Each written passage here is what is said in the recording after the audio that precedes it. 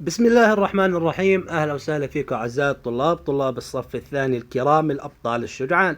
وصلنا مع بعض إلى الدرس الثالث من كتاب الدراسات الاجتماعية بعنوان تطور السكن في وطني. تطور السكن هو المكان اللي إحنا بنعيش فيه. فهل يا ترى اللي قبلنا كانوا يسكنوا في بيوت نفس بيوتنا ولا كانت بيوتهم تختلف عنا؟ فخلينا نشوف. فنقول يقضي سعيد وراما جزءا من وقتهما في حل الألغاز وإكمال الحروف الناقصة، فهل أستطيع أن أساعدهم على حل هذا اللغز لأتعرف إلى تطور المسكن الذي اتخذه الإنسان عبر الزمن؟ بمعنى أن الإنسان تطور في مسكنه، فلم تكن بيوتهم تشبه بيوتنا ولكن تختلف عنها. فخلينا نشوف مع بعض كيف بدنا نعرف كيف الإنسان القديم كان يسكن. يقول لي أحذف الحروف المتكررة في كل سطر وأكون اسم المسكن حسب الرقم. بلاحظ عندي انه في واحد بدي الحروف المكررة بدي احذفها، اي حرف مكرر بدي احذفه.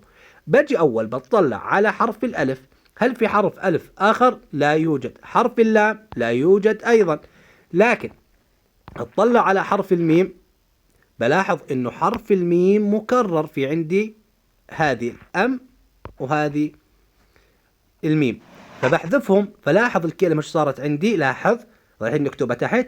فعندي لأول حرف الألف، الثاني اللام، الثالث الكاف، الرابع الهاء، أخيرا الفاء، فصارت عندي الكهف.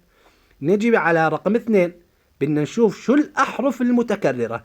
بلاحظ إنه عندي حرف الهاء مكرر 3 مرات، فأقوم بحذفه. أكتب الحروف المتبقية، فألاحظ عندي الألف، اللام، والشين، وعندي العين، وعندي حرف الراء، فتصير الشعر، يعني بيت من الشعر. نجي على صورة رقم 3، بوين الحروف المكررة عندي حرف الدال. حرف الدال هو المكرر فبحذفهم، فما يتبقى لدي هو الألف واللام وحرف الضاء، وعندي حرف الياء، وعندي حرف النون، فتكون عندي الكلمة الطين. رابعا بلاحظ انه عندي حرف السين حرف مكرر، فبجي بكتب المتبقي فهو الحجر. اكتب اسم المسكن، قلنا بالاول في عندي الكهف، الثاني بيت من الشعر، ثالثا بيتا من الطين، ورابعا بيتا من الحجر. فإذا تطور منزل الإنسان، كان يسكن في الكهف، ثم في بيت الشعر، ثم أصبح يسكن في منزل من الطين، ثم أصبح يسكن في منزل من الحجر. أتأمل الصور الآتية ثم أتحدث عن تطور السكن. في بداية الإنسان كان يسكن الإنسان داخل هذا الكهف وداخل هذه المغر، ثم تطور الإنسان وأصبح يسكن في بيت من الشعر. السؤال يا عزيزي وحبيبي الطالب، لماذا الإنسان رحل؟ فإنه بسبب أنه يحتاج إلى موارد. فمثلا يكون موجود بكهف، لكن هذا الكهف لا يكون يوجد عنده الماء أو يكون يوجد عنده النباتات، فينتقل ولا يستطيع أن ينتقل بالكهف، فاتخذ بيت الشعر لماذا؟ لكي يسكن فيه. ثم بعد ذلك بيت الشعر لم يكن يحميه من الشتاء ولا من البرد القارس ولا من حرارة الشمس، فانتقل إلى أن يعيش في بيت من الطين يحميه من هذه الأمور. ثم بعد ذلك اتخذ بيتا من الحجر.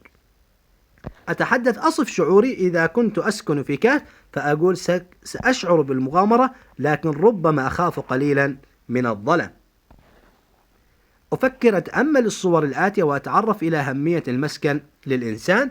فقلنا إنه يقينا من الحر والبرد، فمثل في أجواء هذه أجواء البرد، لو لم يكن لدى الإنسان مسكن يعيش فيه فإنه سوف ماذا؟ سوف يمرض نتيجة الحر والبرد. مكان لاستقرار الفرد والأسرة، فإذا تستقر الأسرة عند وجود مسكن له. 3، مكان آمن فلا أخاف على نفسي وأنا بداخله.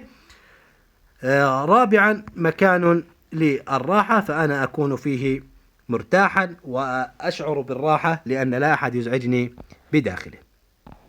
طبعا تستطيع أنك ترجع إلى هذا الرمز وتستمع إلى أنشودة يا منزلي. أذكر رأيي برسم دائرة على يعجبني لا يعجبني في الصور الآتية. لاحظ أنه هؤلاء البنات يساعدن والدتهن في تنظيف المنزل، فإذا هو يعجبني.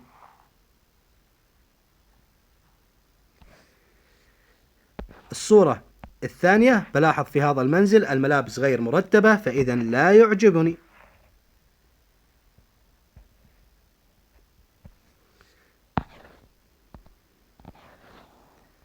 هذا الطفل يعبث في المنزل وينثر ألعابه، فإذا لا يعجبني.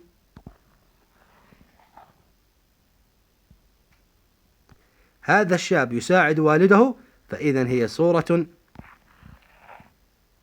تعجبني. وبك أعزائي الطلاب نكون انتهينا من شرح هذا الدرس. نلتقيكم إن شاء الله في مراجعة الدرس. إلى ذلك الحين استودعكم الله، والسلام عليكم ورحمة من الله وبركاته.